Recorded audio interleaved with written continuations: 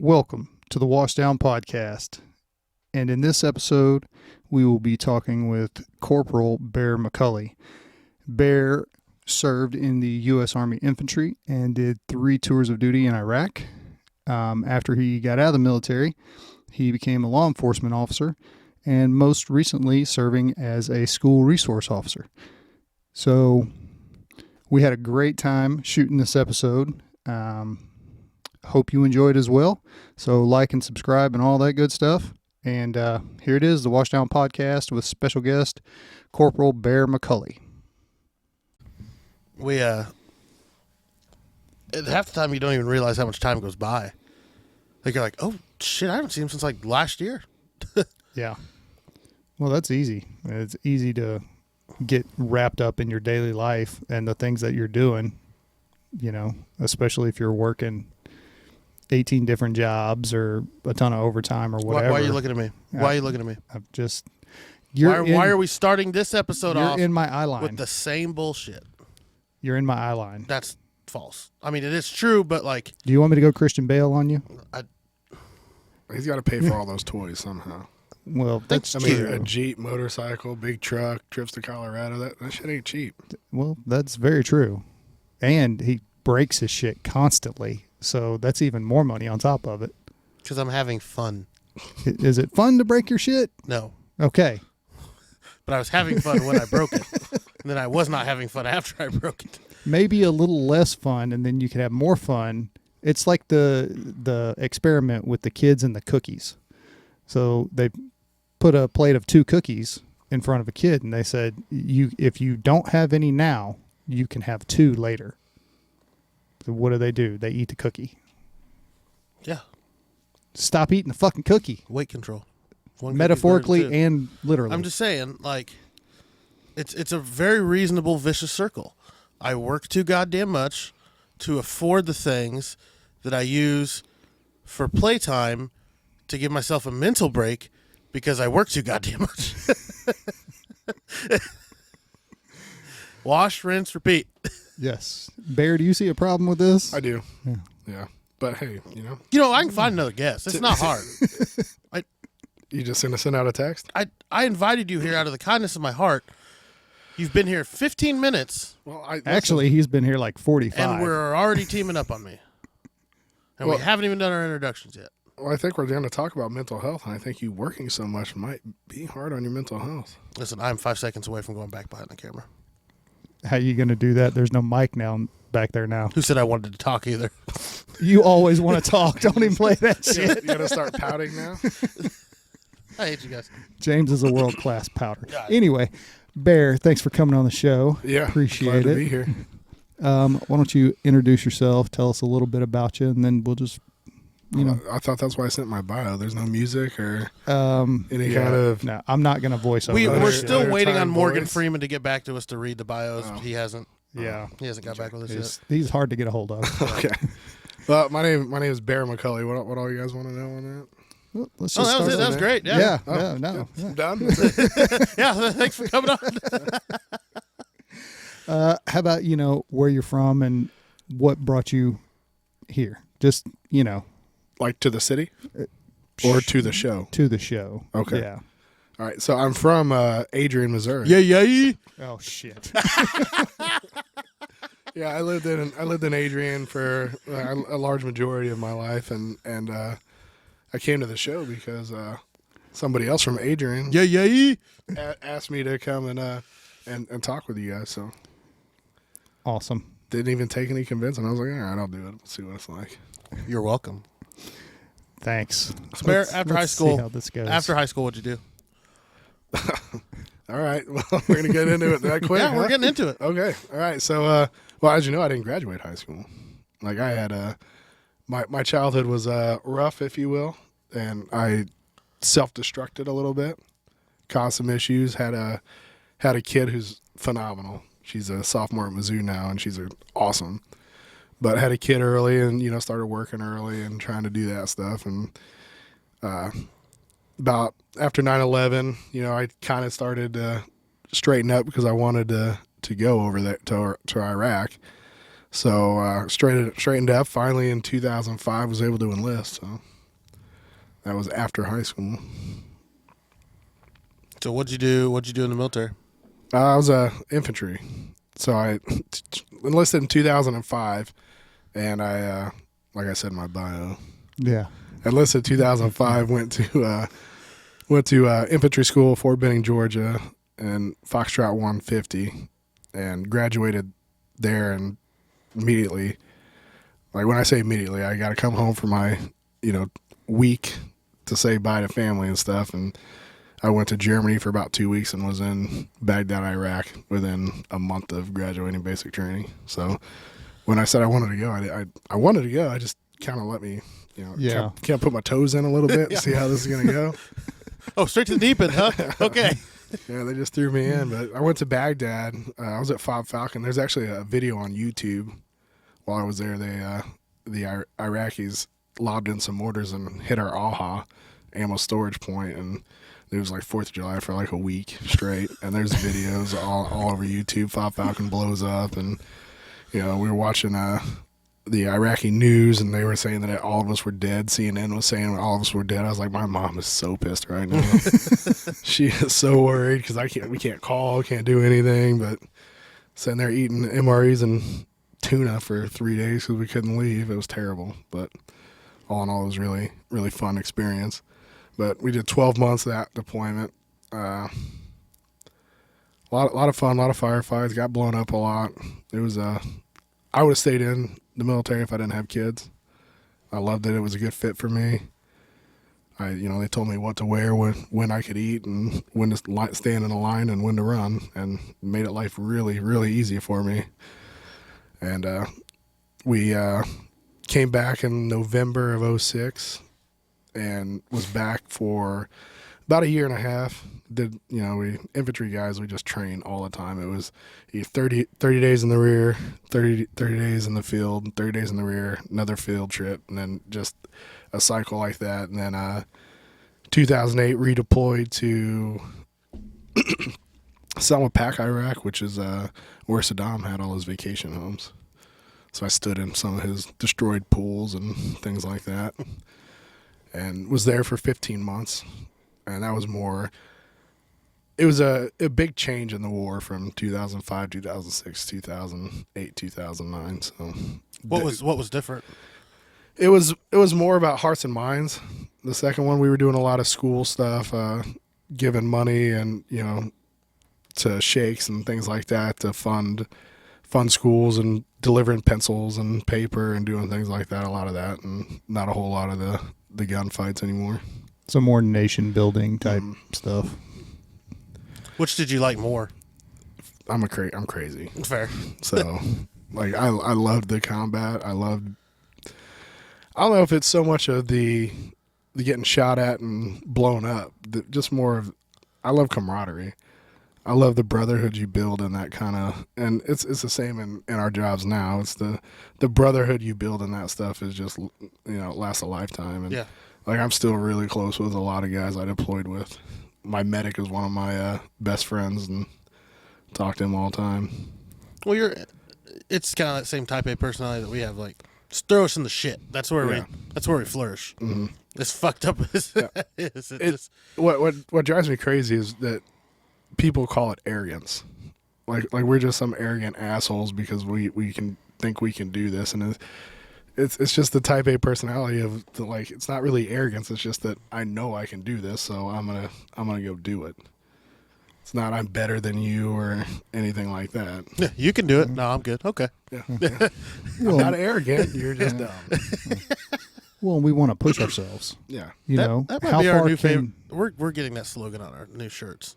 What? I'm not arrogant. You're just dumb. That's my new favorite slogan. I'm copyrighting that right now. Oh my goodness! But yeah, our type of personalities, though, and the type of personalities that go into these types of work, they want to be tested. They want to push themselves, and that's what it's about. I mean, that's why we don't sit behind a desk. We want to be out doing, not sitting. So after military, then what? Well, I came home and, like I said, I did that school drop because we got reflagged, and I was like, I ain't going back to Afghanistan. I'm definitely not going to Afghanistan. It's cold there, and I don't like the cold. So came out and actually started the academy when I was still on leave from the military. So I wasn't even completely out yet. So did the academy at Blue River, and then my first cop job I left off my bio, but I'll say Gary Hacker hired me for Farrellview, Missouri. I was the village of Farrellview, PD.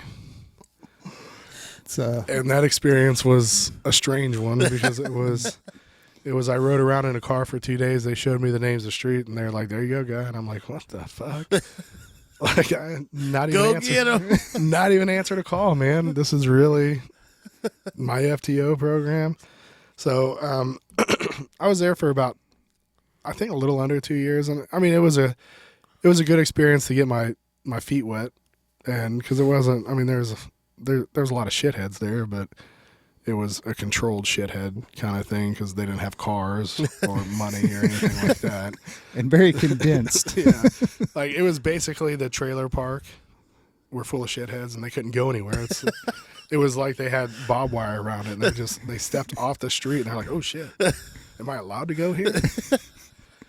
So I worked there for about 2 years. That's the most fucking accurate thing I've ever heard of Farrellview.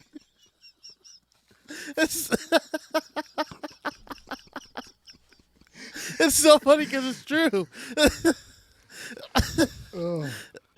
Sorry, please continue. I'd have left that off my bio too. All in all, it was a good experience.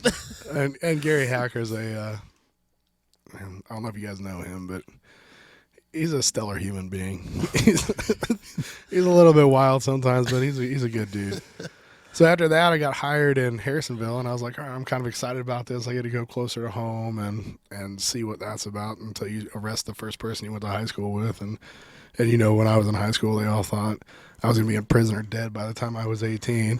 And I'm sitting here like, oh, man, you really let yourself go, buddy. Like, did you give them the speech about you need to get your shit together? And no, I was just like, hey, remember in high school when you said I was a fucking dirtbag? Well, now I'm a fucking dirtbag in a uniform.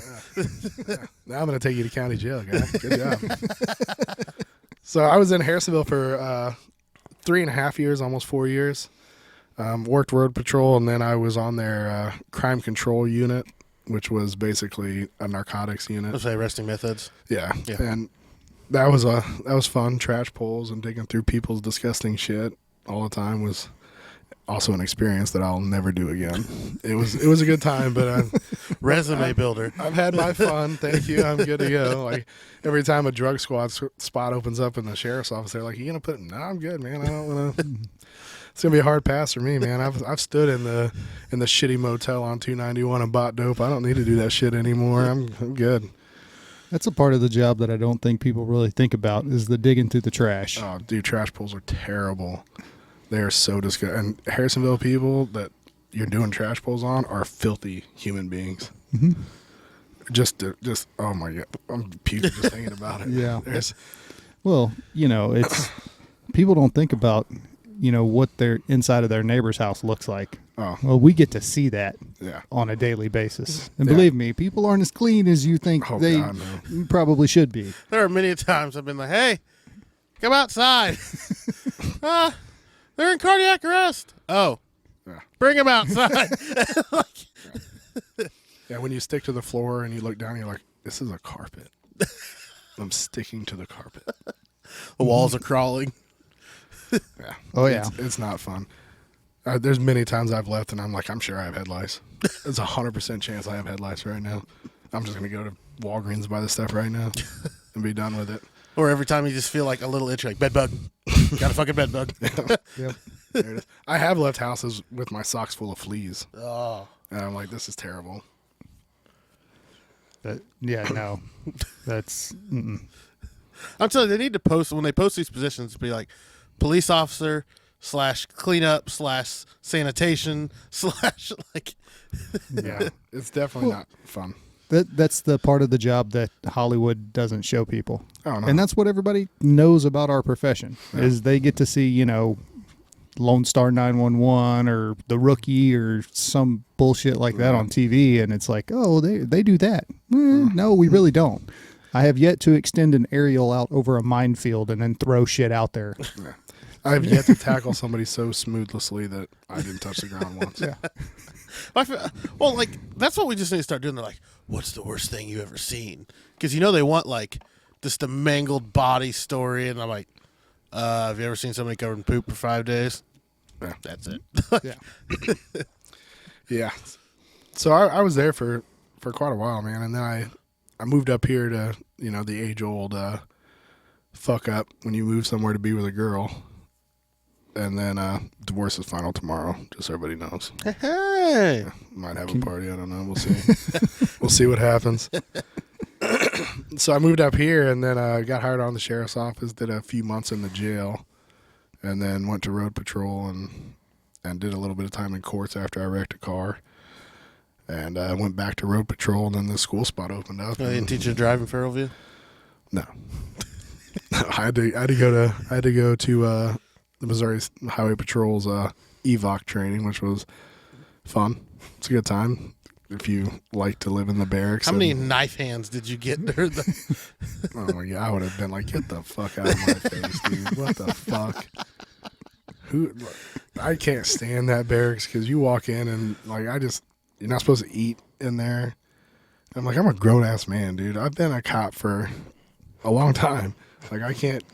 Yeah. Like, let me eat some fucking pizza in my room. It's fine. It's not a problem. I'll clean up after myself. I'm not a fucking cadet. Yeah, but if they let you do it, then they got to let all the other shitheads do it who won't clean up after themselves. Well, you make money on the fact that you have a barracks and a cool place to drive cars. So hire a cleaning crew, just like the hotels do. That's my opinion. Yeah, but I see your point. What if he left food on the ground and they stepped on it with their shiny shoes? Yeah, they do look pretty. Yeah. The Highway Patrol's a lot like the Marine Corps. They Really? look pretty. That's about all they do.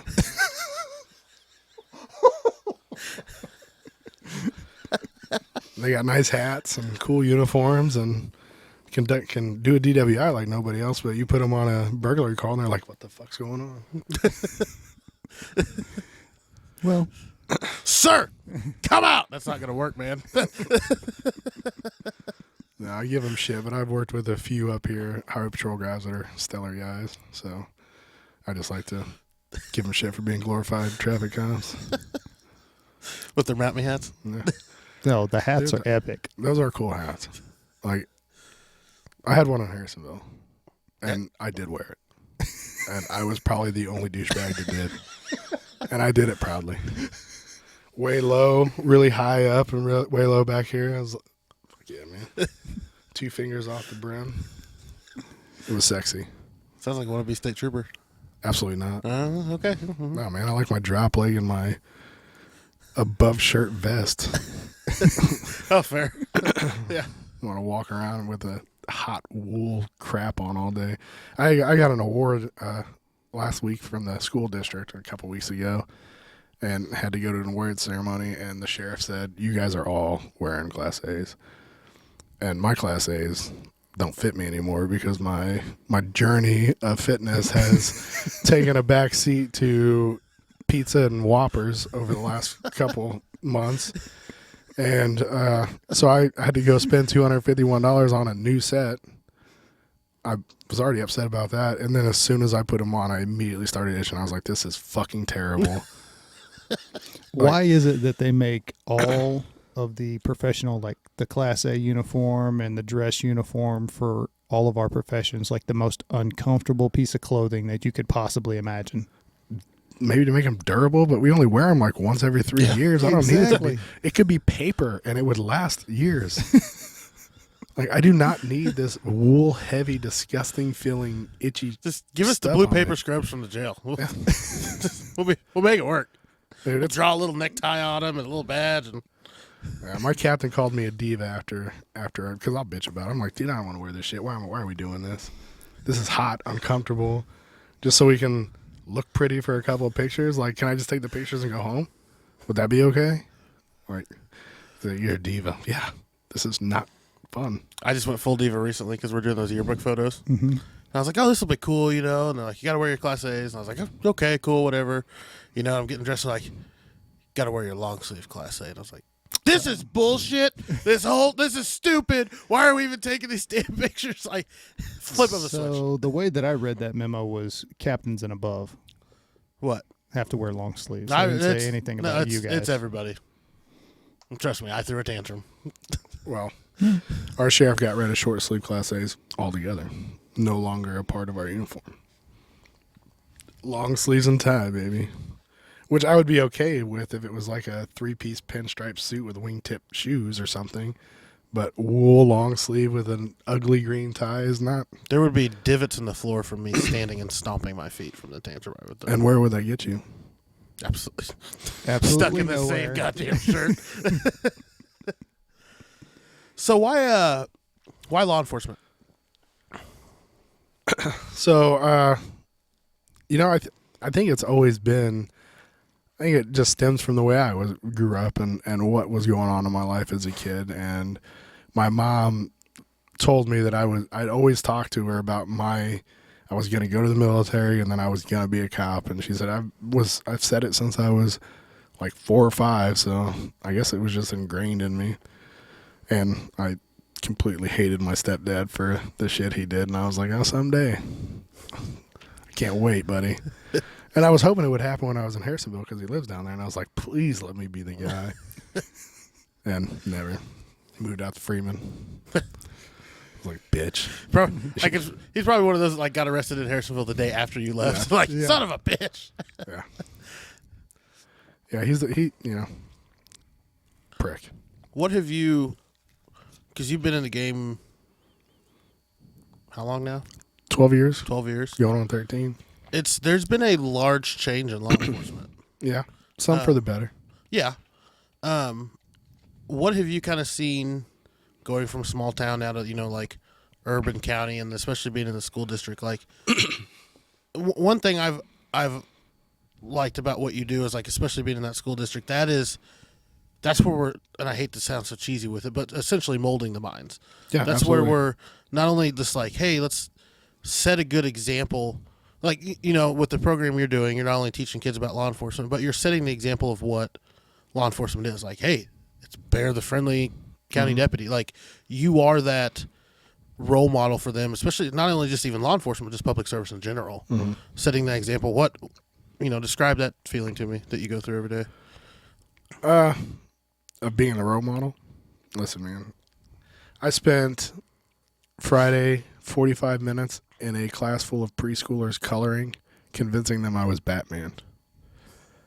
So, I mean, that's what I do, and it's a blast. It's fun. It changes their look on us. But some kids don't even want to come near me because they're terrified, and I can understand. I'm 6 foot, 250 pound. Ugly as fuck. Yeah. Yeah, I'm gorgeous. Let's get that shit. Let me get that out of the way now.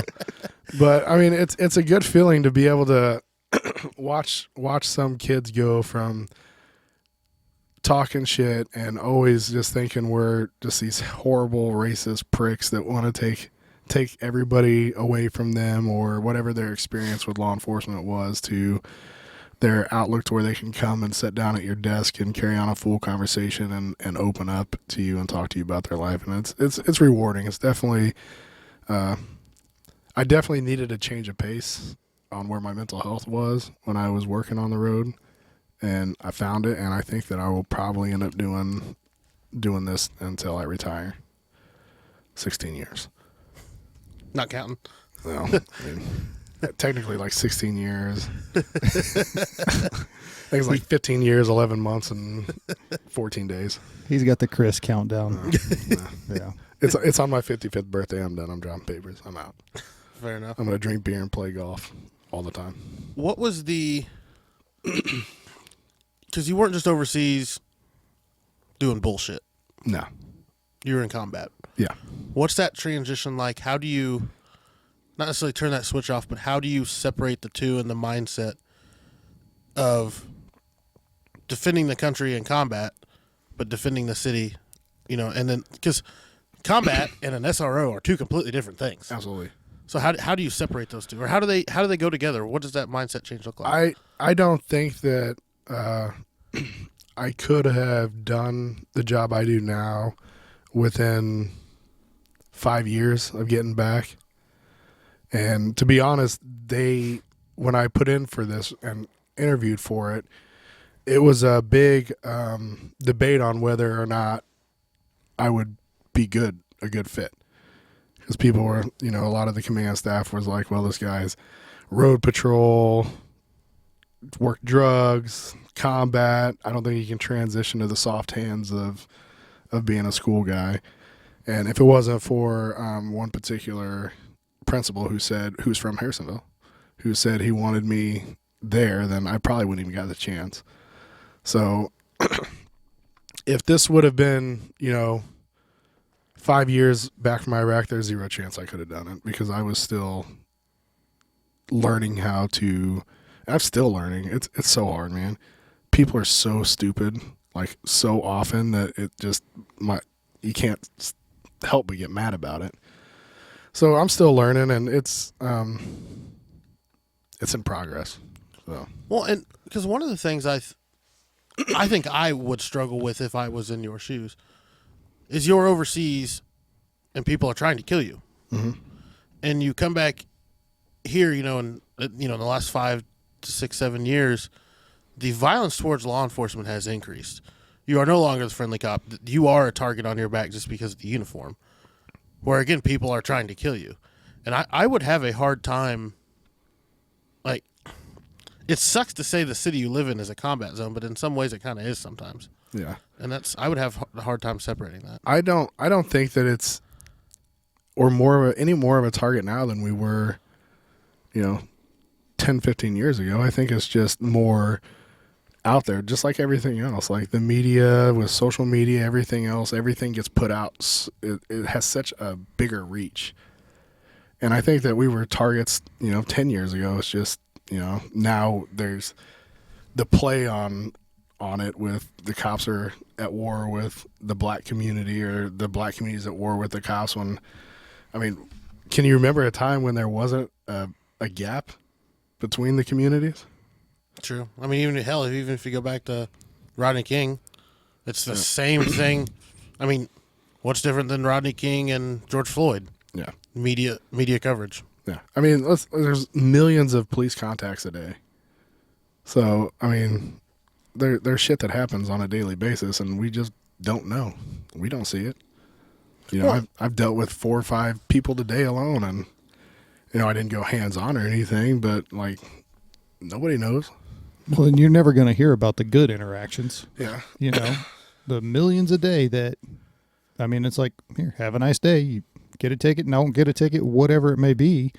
You're only going to hear about the bad shit that gets posted on social media and goes viral. Could you imagine if the media attacked doctors like they do cops? Because there are just that's why they call it the practice of medicine. I'd argue that doctors kill a hell of a lot more people than cops, but we're like, oh yeah, doctors. Well, I mean, what really gets me is like every profession has. It is. I mean, there are teachers that sleep with their students on a daily basis all over this country. Isn't that a huge problem? Yet we're not putting that out as much. We're putting and we only really care about 50% of it. Yeah. If it's a male teacher that sleeps with a female student, we're like, ew. Yeah. No, but if it's a female, we're high-fiving the kid. Yeah. You seen that Pete Davidson Saturday Night Live with Ronda Rousey? No, I haven't seen that. It's hilarious. It is so funny. But I mean, and that's the truth. And you know, we have that role identity, and we're ingrained with it that males are allowed. We're supposed to be aggressive and assertive, and the females are supposed to be they're the ones at risk. So when we're teaching it that way all these years now, if a 16-year-old bangs his hot social studies teacher, it's okay. It's a wink and a attaboy. And when it's the complete opposite, it's throw the book at this guy. He's a perv. And it's wild, man. It's so many different. Like we've moved the goalposts on a daily basis. Oh yeah. Well, yeah, it's what are we going to be offended by today? Mm-hmm. And it's not just, like what we're going to be offended by. It's the faceless people on the internet. You've offended me today, Jeremy. It's 2022. Which is why you've offended me. Most people aren't offended. Like, I'm not offended by half the shit that like you think I'm like. People think I'm offended by. They, I identify as a female and I'm a male. You're offended? No, I don't fucking care. Yeah. Like I give a rat's ass. What you want me to call you her? I will, but you can't be pissed off at me because I didn't know that. Yes, I can. And I will stand up every time and like until the sheriff tells me to shut my fucking face, and then I'll be like, okay, roger that. I'm moving on. Well, shit, try being a black guy being told by white people what to be offended by. I'm like, what? Yeah. You're offended by that? Why aren't you? Because I have a brain? Yeah. I don't know. Wait, is this the part where we say you're not black enough, or is that what you're looking I for? guess. I don't know. Yeah. Adrian Missouri, that's all you need to know. Are you wearing cowboy? Yep. Wearing the Fuck boots. off. God. Wearing the boots. Oh, they're going to take your card. I think they got yanked a couple of years ago. If not earlier than that. Oh. Well, yeah, but I mean, we live in a time, and we've talked about it before, where we're all so interconnected. Like everything is right here on your phone. Social media. We can say something in here and blast it out, and it's out there for the whole world to see in 20 seconds. And who knows? Somebody in California maybe get offended by something that we say, and then it becomes this big thing. If it'd be anywhere, it'd be California. Yeah, that's why I said California, because they're a bunch of bitches. But Isn't that where you want to move? Absolutely not. But, whereas most normal people, for lack of a better word, would just be like, okay, yeah, I can, use Dave Chappelle as a perfect example of that. If you sit and listen to what he actually says, he doesn't say anything wrong. But if you take one little snippet of it and these people are hollering about it, then it's like, oh yeah, he's this or he's that. Whenever, if you listen to the whole thing, he's not any of those things. No. One thing I loved about Dave Chappelle growing up when it was the Chappelle show, so nobody was off limits. But he put there was it was under comedy. Like everybody got jokes cracked on him. And then with those 3 Netflix stand-ups, it was just like, yeah, it was stand-up comedy, but that was some of the most he was past the point of trying to disguise it and making it Comedy Central appropriate. He was just like, hey, y'all fucked up and you're all getting called out now. Yeah. Well, he got attacked on stage last night.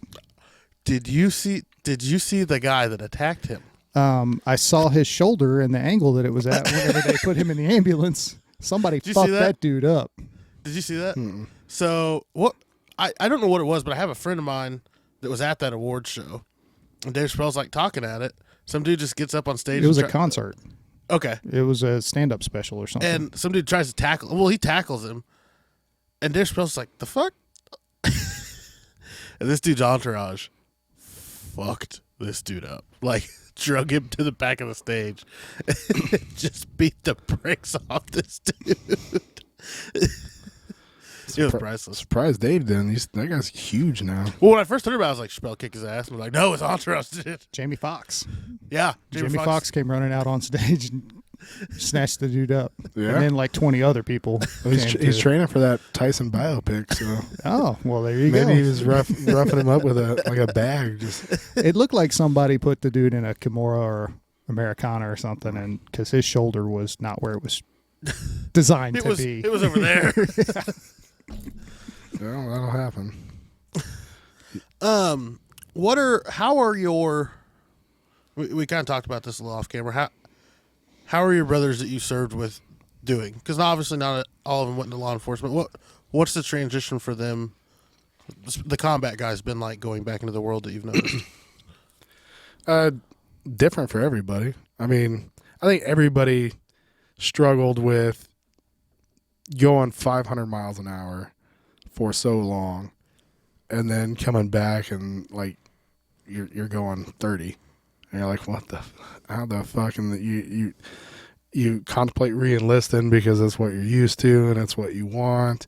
A lot of guys are like, I drank a lot of beer to keep myself grounded when I got home.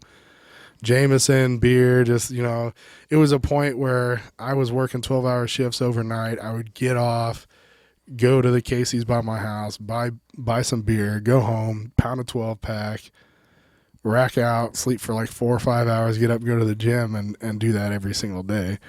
And the gym was doing me no good because of the beer and the food I was eating. And, I ballooned up to like 320 pounds. And for me, my frame, I was a 15 pounds of chewed up bubble gum shoved in a 5-pound sack. It was disgusting.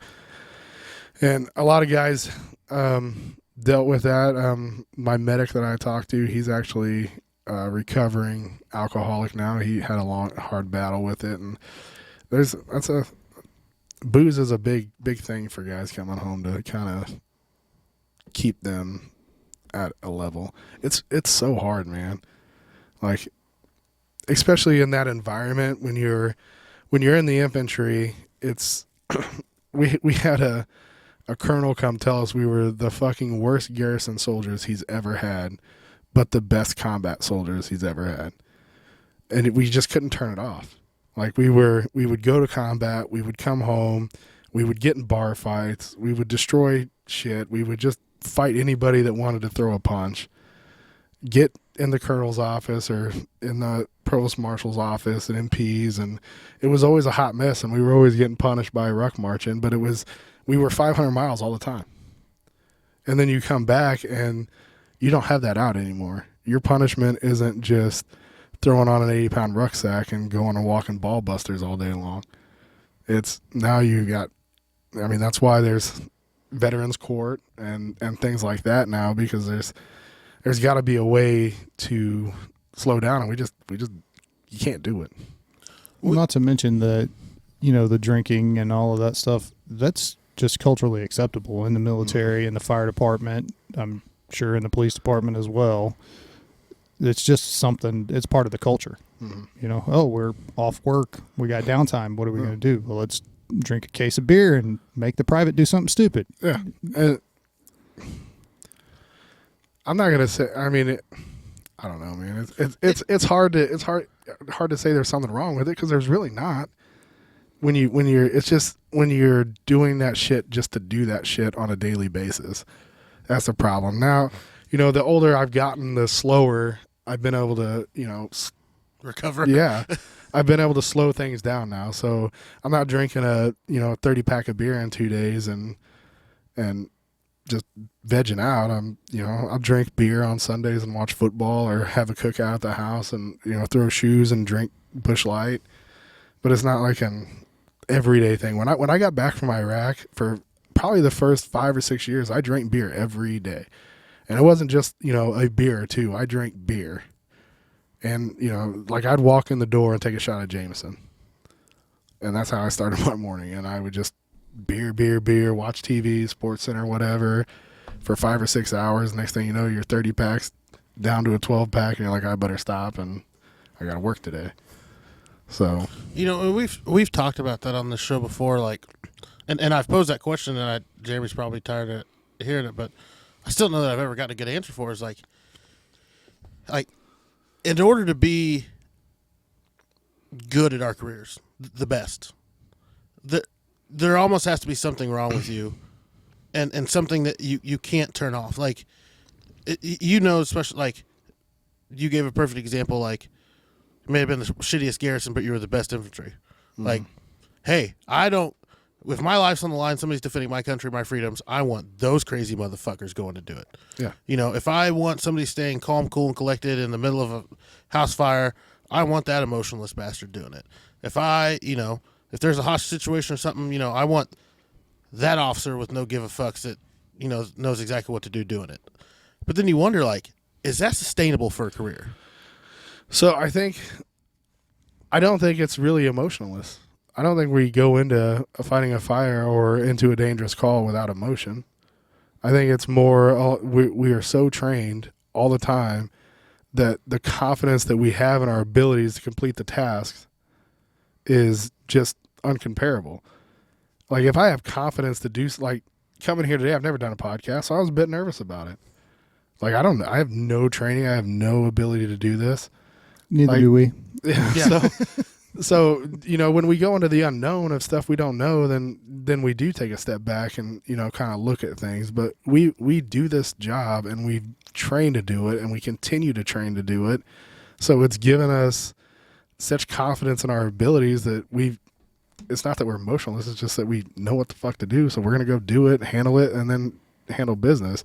It's the thing that affects us the most that isn't sustainable is not finding an outlet after it's all done. Because if we don't start doing that, then we're, suicide rate after retirement so high and my job, your job, and the military. And it's because we don't find an outlet. And then we put so much of ourselves into this job that when we don't have it anymore, we don't have fucking anything. So, well, we let it consume our identity, and that is what we are. And you've said that so many times, I'm tired of you saying it. But, it's not just, you're Bear the cop or James the medic. You're also James the grandson and Bear the dad and, Jeremy the douche, yeah. Yeah. So, but that's the thing, that if you let it consume these careers, if you let them consume your identity and that's all you are, then yeah, when it's time to retire, and guess what? For everybody, there's going to be a time to retire. I can't wait. Then you have to do something else. You have to have some kind of plan in place to do something to fill your time. And if you don't have that, then yeah, it's going to go downhill real fucking fast. Because we've all seen those retired cops or those retired firefighters that you haven't seen in maybe a year or two, and you bump into them in the store and they look like dog shit. They look like a Gandhi that we just ran 2 days ago or whatever. It's like, what happened to you? You were the most in shape person that I knew, and now you're not. No. You shouldn't say emotionless. Makes us sound like robots, man. We got emotions. I've went into full robot mode before. Yeah. That's because you work too fucking much. Shut the fuck up. Yes. You're talking to the person that ran a code basically to sleep and forgot about it the next morning. I don't know that I would admit that. Yeah, I was proud of it. Your bosses don't listen to this, all right? I don't know. Ever tell you about that? We ran a code. I think it was like 3 a.m.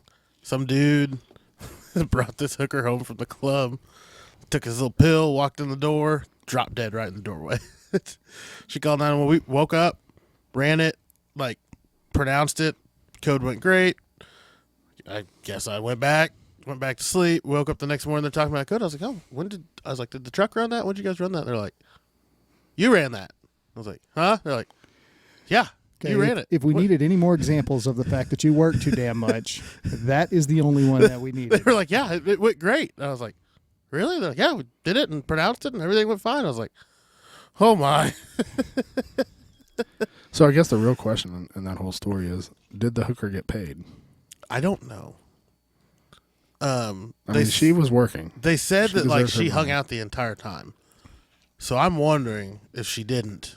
Because she was waiting for us to clear out so she could go through some pockets or some shit. She's a working girl, man. Hey. It ain't no different than the tow trucks just scouring things for wrecks. Gotta do what you gotta do. So horrible, dude. We always ask, did they call you? And they're like, no. We're like, see you later then. Yeah. We'll call somebody. Have a good day. You're not doing that, you vulture. Some of my favorite just sit back and watch moments are watching the cops chase off tow trucks. Because they're not nice about it. Because we don't know, because we have to deal with them. They're like, get the fuck out of here. We're like, I'm going to watch this. And it's really not that they're, literally, you can see 5 or 6 different companies around. You're like, dude, did anybody call you? You're causing an issue. You're causing my traffic to back up because you're in here trying to just wait around a bit to see if we go ahead and call you. I've been on the fire truck responding to wrecks, getting our doors blown off by tow trucks passing us to be there, and I'm like, okay. It's weird that they still do it because I think every agency across the states like, oh, did we call you? No. Did they call you? No. Then bye. It's a bold strategy, Cotton. Let's see how that works out for you. Now you just wasted all that gas to come over here, and you're not going to get the shit, buddy. Unless it's an off chance that we're blacked out and we're like, fucking just take it, dude. I got to go. I got more shit to do. That's what I'm going to start tow truck business. So, like, tell me to leave. It's me. Tell me to leave. Actually, never mind. They'll probably be like, you can get the fuck out. Yeah. Again, bold strategy, Cotton. Let's see how that works out for you. I mean, I know everybody. Like, I feel like I could be like, hey, what's up? Like, hey, how you doing? Did anybody call you? No. Hey, bro, we're going to have to ask you to leave. Well, you're not coming to my birthday party then. How about that, Bear? But you didn't think that through, did you? Speaking of parties, I remember I invited you to a party last year that you didn't fucking show up to. So, was I working? No. Was I drunk somewhere else? Yeah, I think you went to Arrowhead. Because Chiefs opened the season at home last year, right? Yeah, I was drunk at Arrowhead. Yeah. I always do every year, the first game of the year, I always do a big ass smoke and party and put the TVs out on the deck. You should do it the first away game. That's what you should do. Well, that kind of loses the season opener, annual season opener, backyard beer bash. You should do two then. Well, I mean, I do a few. As long as it's warm outside, I will put the TV outside, smoke meat, and watch the games outside. You like how he tries to change your party plans to fit his schedule? Yeah. And then he'd be like, I'm working, man. I can't make it. Yeah. I got my fifth You coming job. tomorrow? Yeah.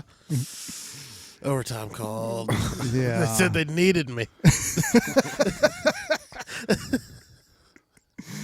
They probably do tell you that, too. Like, nobody else can do this like you. We need you, man. You know what? And you're like, okay, I'll be there. Yeah. No, it's something along those lines where it's like, hey, we're calling you because nobody else will answer, and we know you'll take it. And I'm like, fuck you, but okay.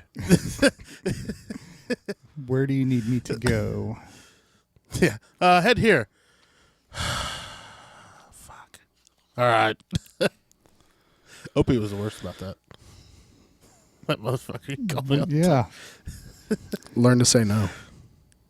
What's that?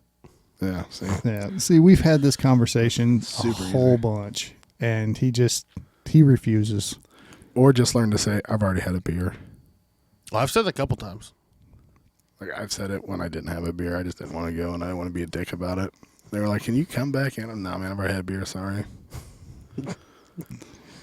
But in all reality, I just want to eat a melatonin and go to sleep. You can fuck off. Sorry, sir. My ass is already on the couch. Yeah. We'll get it off. That's not going to happen. I already had a shot of Jameson, shotgunned a beer, and ate 2 melatonin. Probably unsafe at this point. Well, with staffing issues being the way they are, we expect you here in 20 minutes. Yeah. Just 2 melatonin? Yeah. All right. Well, we just changed our policy to 3 5 minutes ago, so we're going to need you to come on in. Oh.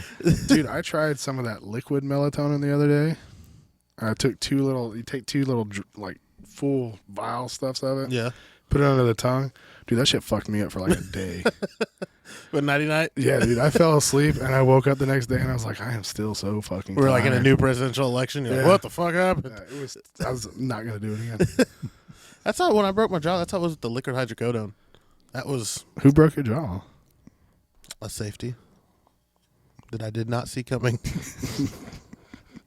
It hurt real bad I bet. when I woke up. I bet it hurt even more that you couldn't talk for a while. I made it work. Oh. A lot of Yeah. A lot of middle fingers. Got to keep your head on a swivel, James. Yeah, I learned. a little safety did that to you. Yep. He must have got you right in the right spot. Yep. Around the ear hole, cracked the bottom of the helmet. It fucking hurt. Did he get a penalty? No. It's a man's game. Yeah. Yeah. I was not the man on the field that day. Did you go back in the game? That's my question. No. In fact, I did not play for the rest of that season, and I redshirted the next year because I lost so much weight. It's a great weight loss program. I'll tell you that. If you want to lose a bunch of weight and have your jaw wired shut for 12 weeks, it's fucking sucked. Yeah. 0 out of 10 stars would not recommend. That one got a bad Yelp review. Oh, shit. We got any big news coming up? Anything you're doing? The unit's got a lot of stuff going on this summer. We started a junior academy too that we do with the 6th grade centers and the junior highs. We got 2 of those now. We started with one week academy, but it's grown. Now we're going to do it at every junior high in the district. Just 2, like Antioch and North Newmark are going to be one, and then Northgate and Maple Park will be one. And then I have my 200-mile bike for change. I feel like it should be 300 miles if you're biking. No, fuck you. Okay. It's hard enough finding places to sleep along the trail. And a couple of guys were like, just throw up a hammock. And I was like, fuck you. Like, dude, I don't even sleep in tents anymore. Like, if I'm not going to have a cabin or an RV, fuck off, I'm not going. It's that simple. I'll stay in a hotel down the way, and I will just take an Uber back and forth to the campsite. And so we actually had this one place, I believe called Red Brick Inn, donated the whole place, the whole hotel to us. I think it's like a bed and breakfast kind of thing. The pictures are awesome. It's got a pool and a hot tub. So after riding a bike for 40 miles, nice. Yeah. So tell our viewers what you guys are doing that for. So we have a program. It's also grown into every high school. This is for if you want to donate to any of it, you can always talk to the SR at your school. But this one's for Tonka. We do a 200-mile bike for the law enforcement career path program, buy gear, plaques when they graduate, pay for their graduation parties, buy their uniforms, and do things like that, because we all know that like kids can't really afford to purchase their own stuff for these kind of programs. Do you buy them the wool uniforms? Absolutely, man. If I gotta suck, they gotta suck. No, I tell you, if the sheriff still made us wear Class A's, I definitely would. I mean, I'm not the only person that's going to suck today. You are too, because we make them wear them on. We meet twice a month, every other Friday. I think they switched it to Monday since I got promoted. It's kind of out of my hands now. But I think they switched it to every other Monday. But we meet twice a month, and they have to wear their uniforms that day to kind of help promote it and build it. I started it, and when I started it, I had one student come. And so I was teaching like car stops and difference between reasonable suspicion and PC to one person. And then it grew. I think that we have 12 now, so it's growing more and more and more. So it's pretty awesome, man. If somebody wants to donate to that, how can they do that? They can contact me at bear.mcculley@nkcschools.com, and they can either pledge like per mile or just donate, and I can tell them how to donate, send a check or cash or anything like that, where to send it to. Awesome. Yeah. And it'll all be streamed on my Twitter handle at corporal CPL_Mac. You can put that on the video, right? Mm-hmm. All right. Yeah, we'll put it in the show notes. If you send it to me. Hey, I got like 200 followers on that bitch. Whoa. Bro, I've only had it like a year, so. Mr. Big Time here. Yeah. We've been looking for celebrities, and little did we know who just got one. Yeah. I'm going to get a fucking check mark. That's the goal. And I figure in about 10 years I might reach it. Yeah. As long as these kids that we got to do a podcast first. I mean, who knows? As long as these high school kids are like, oh, fucking Corporal Mac, I'm going to do this and send him stupid shit and tell him he's a dick. I'm cool with it as long as I get a check mark. Fair enough. Now that Elon owns Twitter, I mean, it could happen faster. Good. We'll see. You got to go on a podcast. That's like the first step in getting a blue check mark. Is it? I don't know anything about it. It is today. Oh, okay. I don't know anything about Twitter. So You got to go on the Washdown podcast with a blue check mark. So what is the Washdown? I'll go for it. I still don't know why you named it that. You just asked me to show up, and I've been here for the last year. Couldn't get him to leave. Tried. This is the guy you chose for your co-host? Not really. No, I was literally the third choice. He's not lying. I actually started it with a buddy of mine that I went through the academy with, and he's taking a sabbatical. He's hurt, Yeah. which brought me out in front of the camera, which he's been regretting Yeah. ever since. He had his second hip surgery today, so we need to check on him. So Either today or tomorrow. You were like the producer? I had that title. Yeah. I had that He title. was supposed to be the producer / social media guy, and I can't get him to do either of those things. So, He's taking too many trips, man. He's got to take care of his own social media first. well, that's true. What? I'm trying to get that blue check mark. You ain't even on Twitter. Yes, I am. Oh, well, I don't do anything. I just get in there and read other people talk shit, but I'm on Twitter. I don't believe that at all. I'm I going for do the- not believe that you don't talk shit. Listen. My first goal is the Instagram blue check mark. That's what I'm going for. How many followers do you have? Like 1,000. Getting there. Yeah, that's not bad. My IG is Bears Fit Life. We can edit that out, right? Yeah. Okay. Why do you want to do that, man? I'm trying to get a check mark on that too, man. Damn. So, no, the washdown is just basically like what we do after like a car wreck. We'll do a washdown of the street or whatever, and it's just about washing stuff away. All right, So, yeah, I get it.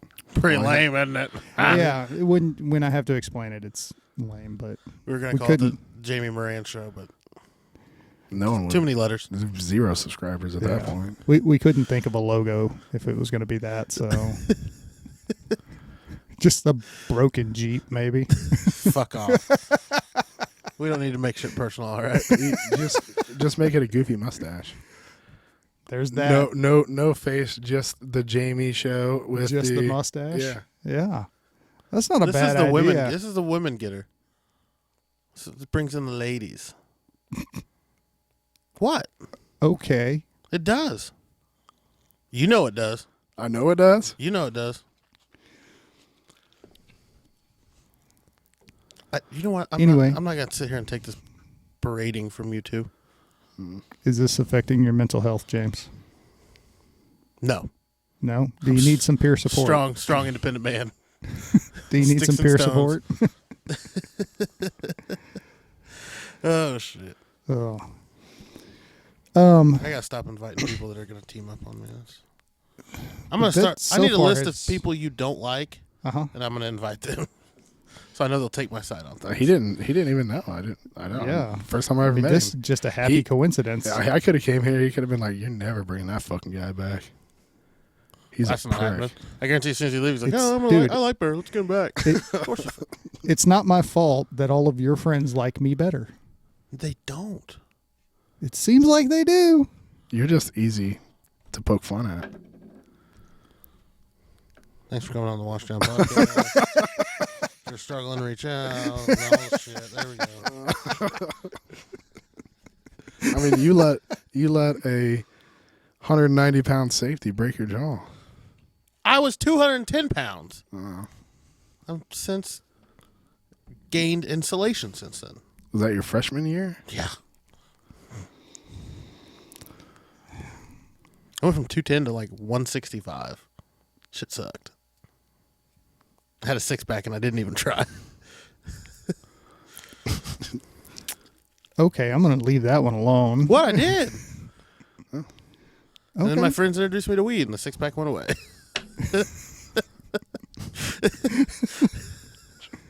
Did you hear about the cops in New Jersey? Uh-uh. They can now smoke weed off duty. No. Well, do they have a test that shows if they've smoked it on duty or not? So I don't understand it because we can write a DWI for somebody that smoked weed yesterday because they're still Yeah, it's still in your Impaired. system. Yeah. so. You know, I'm interested to see though. I would like to think there was some data behind that, and because how many different therapies have we talked about? I mean, hell, we're even seeing like MDMA used Mm-hmm. in therapy now. MDMA, psilocybin. There's a bunch of different alternative therapies, especially for TBI and stuff like that. You know, I'm wondering at the point if some departments are sitting here saying like, this traditional bullshit is not working. It's not helping our guys mentally get better. And if they're just starting to say like, let's explore other options, other treatment modalities. They definitely are. I don't think anybody's taking it to the extreme of letting cops smoke weed off duty. But there's some departments that are now doing like the firefighter schedule for law enforcement, like 24 on and 48 off kind of thing, which that sounds terrible. Yeah, I would want to pay. They built this department a bunkhouse and like everything like a fire station, and just I think they have lost all their rights to talk shit about firefighters at that point. I think that the call volume. I mean, just the call volume alone, you're not going to get any sleep because we're going on. You're never going to be in the station. I mean, we're fighting that battle in the fire department now. Like 24 hours is a long time just for that adrenaline dump and raise and dump and raise and just. One of my favorite shows is the firefighter show. Tacoma FD. Yes. There you awesome. go. That's the truest documentary I've ever seen about fire departments. That show was so good. Like, if you could make a combination like Rescue Me and Tacoma FD, that would be Rescue Me was phenomenal. That'd be an actual good representation of the fire service. Yeah. That guy saw like everybody. And he played it so well too. It was such a good show. Yeah. Do you build decks too? No. You should do that. I can't. I have trouble with part-time jobs because I have a part-time job at my full-time job, which is called overtime. What's your part-time job? I work at the shop. What shop? Oh, where's that at? Lee Summit. All the way at Lee Summit? Mm-hmm. Oh, I'm saving up to get my truck lifted up and all sorts of stuff. Yeah. I ain't driving down to Lee Summit for that shit. You get a law enforcement discount. Yeah. Trust me, nobody complains more than me with driving a Jeep that gets 7 miles to the gallon. Yeah. Because it looks cool. I took it to Casey. What is that? Casey Trucks over there off of 152. Yeah. Took it over there for a lift kit, 40 series, wheels and tires, and running boards is like 58. Well, you're not really a real first responder unless you have a lifted vehicle. Yeah, I know. Like that's. I'm surprised they're not making that requirements to get into the academy now. Like, do you have your GED? Do you have your post certification? Do you have at least a 2.5-inch lift on your vehicle? No, you're disqualified. My shit's not even leveled out right now. Yeah. What kind of cop are you? A broke one. So an average one. I still pay child support. So my son is actually coming to live with me again. So I'll at least get the child support card back. How have you? So like, doing what you do and raising kids. How do you shield them? Don't shield them. Tell them what you did. Don't tell them what you did. How do you, especially with your background and your upbringing, how's your parenting style changed, adapted? What have you done? I'm just honest. Like, I'm not gonna openly just go tell them, hey, I worked in. Well, I won't say won't, because there are times that, like, when they started driving, I told them, like, right as they did, I worked a accident outside of Excelsior on the 4th of July. This girl driving a convertible and went off the road and flipped it, and internal decapitation, all that fun stuff. And I told them about that because I want them to be smart. But for the most part, I won't lie. If you ask me a question, I'll tell you. But I'm not going to just come out and be like, hey, saw a headless person today at an accident, or, you know, a gunshot victim over here, or this or that. If you ask me questions about it, I'm not going to lie to you. I mean, they're grown now. I'm a 20-year-old, a 19-year-old, and a 13-year-old, so I'll just be honest. I wish that's the way I was raised. Be honest with me about shit and let me, figure it out for myself. But yeah, well, I think we all know people that are in these lines of work that maybe try to shield their kids a little bit too much, and then others that go the other way too much. And I think it's a fine line of teaching them right from wrong, and showing them what's actually in the world without basically traumatizing them. Yeah, definitely. Yeah. Well, and we are at a disadvantage now compared to when we were raised because, like Jeremy said, everything's here on your phone. Mm-hmm. Half the time they'll know about it before you get a chance to have a talk with them about it. Yeah. Dude, even small towns are changing and getting terrible. I mean, have you driven through Adrian lately? Yep. Like, I haven't been back in like a year, but the last time I drove through, I was like, what the fuck is this shit? The parks are all tore up and disgusting looking. I didn't see any kids. Houses that used to be gorgeous are now junkyards. Yep. It's just terrible. And that sucks for me. And I take that shit personal. Because again, I felt like I was like, hey, I'm leaving. This town went to shit. You know, like, and it wasn't, I know it wasn't just me, but like, it does. And a lot of the shit we're seeing up in the city is starting to filter down there now. And it's watching them complain. I'm like, oh, is that bothering you? Oh, that's cute. We've been dealing with it for, I don't know, forever up here. Yeah.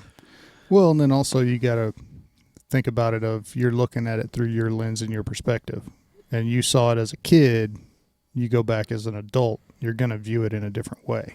Well, I think even when I went back as an adult, because I went back right after my first deployment, it was still a really, stellar community, and there were still kids out playing, and the parks were still, I mean, the parks weren't like brand new. They were when we were kids, but they were still playable. I mean, the ball pit's gone, thank God, because there's a disease waiting to happen. I'm like, why did you do this? But like even the basketball court and over right off of Main Street is tore up, and I was right next to the police station. It's weird to me. I think municipalities have the great idea of we're going to build all of this stuff, and then they don't maintain it. Yeah, because the money to maintain it, they put other places. And the motel down there. It's gone finally. Yeah, I saw it. Thank God. Somebody posted something on Facebook, and I was like, well, so the church bought it? I don't know about it, but I went down there the other day, and it was completely gutted. And yeah, I think the church bought it, and they're going to, like, turn it into little apartments or something. I know for me, it's hard because, like, that's what raised us. Yeah. That's what molded us and formed us and gave us our ideas and our values, and it's just, I mean, I guess that's fucking life. Like, nothing stays the same. It's hard, and every time I go back there, I find myself trying to get out of there quicker and quicker. Yeah. I mean, my aunt lives in the house that I grew up in, so I'll stop in and say hi to her. And Scooter still lives down there, so it's been my best friend my whole life. So I'll still stop in and say hi to him. But other than that, I've got zero reason to go there now. Yeah. I'll go down there for the bank and some shit, and I literally spend 20 minutes there, and I'm wreck out. You bank in Adrian? I still have a savings account down there. Yeah. Oh. They have hundreds. I mean, there's like 5 banks that have just been built on North Oak alone. Yes, but I had probably pass 100 banks on the way down there. But I still have friends that work in the bank. I want them to have my business, and I have my own separate savings account down there that just automatically goes out of my paycheck, so I can't touch it. And if I have to touch it, I have to drive an hour out of my way to get it. You'd be surprised how many times I'm like, oh, I could just go get that money from the bank down there. And I'm like, I don't want to spend 2 hours on the road. Fuck it. I'm not spending that money. It actually helps. It's a good budget control mechanism for me. But when you're in Lee Summit, you're not really that far. It's still farther than I want to go. It's not like I'm like, oh, hey, I can go down to Adrian and get this and this and this and this and this done. No, it's like, oh, God, I got to go fucking down to Adrian. And yeah. The thrill is gone. I say I could go to Adrian, and then I'm like, or I could go anywhere else on the face of the planet and be much better entertained. Yeah. Ain't wrong.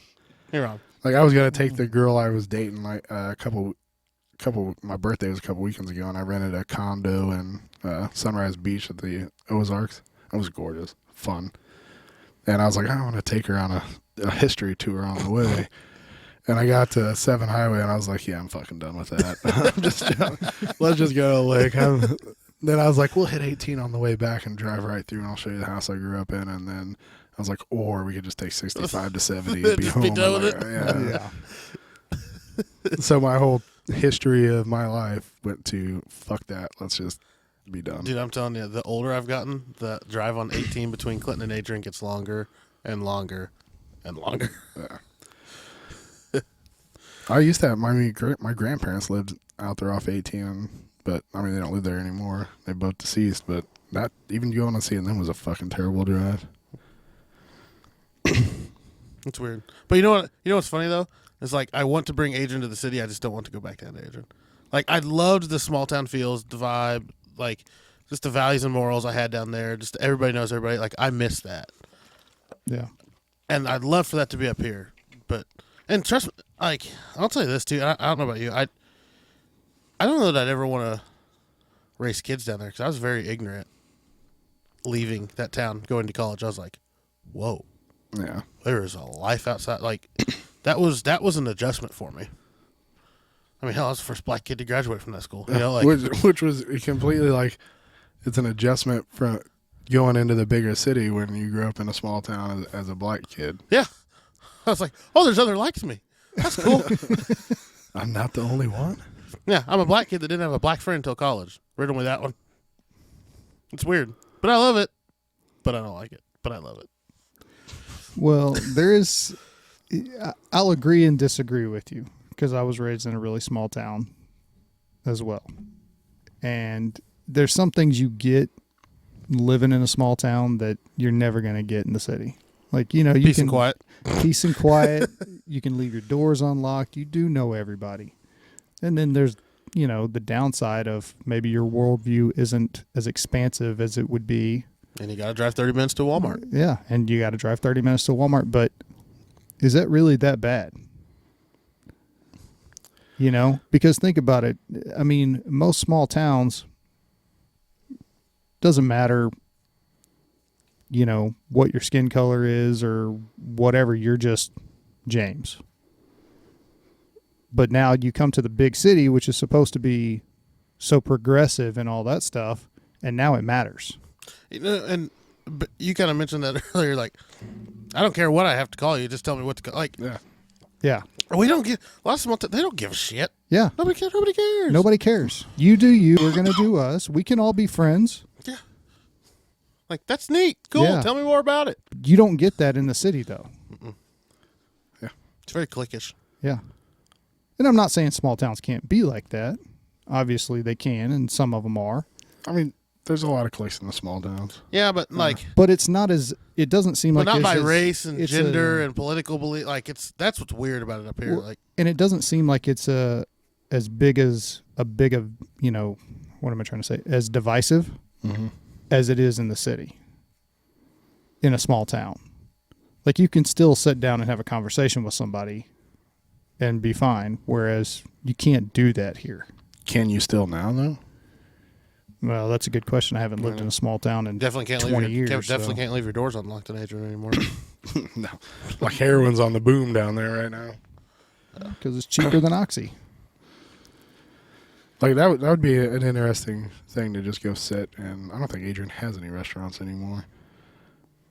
But that would be an interesting thing to just go sit in a restaurant and kind of listen, see if it is still at all like it was. You know, I'll tell you this though, especially in our jobs, I'd rather come from a small town and come work in a big city than be in a big city and go work in a small town. Like Yeah. there are a lot of things that, like, just the experiences almost too that I learned in a small town that have been very useful in forming my thoughts and stuff up here that has made me like it. I ain't just some city kid. And, you know, same for you. Like, it's definitely been a benefit. Yeah. I think you treat people just different enough. Do you know what I'm saying? Like, there's a different way that you and I will talk to somebody, you know, a patient or somebody that we're running, that somebody who maybe grew up in the city is not going to talk to them in that way. And it can build a little bit of a rapport and make maybe what we're doing a little bit easier. Well, I mean, I'm still of the mind, same as probably you guys. Your handshake and your words good enough for me. So do you think that growing up in a small town, like you learned to empathize better? I just learned not to care. And I don't mean care like I don't have empathy. I don't, like, people are just people. It was a lot easier in a smaller sample size to learn to judge people off their characteristics more than anything else. And that's the mindset that I've kind of adopted up here. Like you really can start as a neutral slate for me.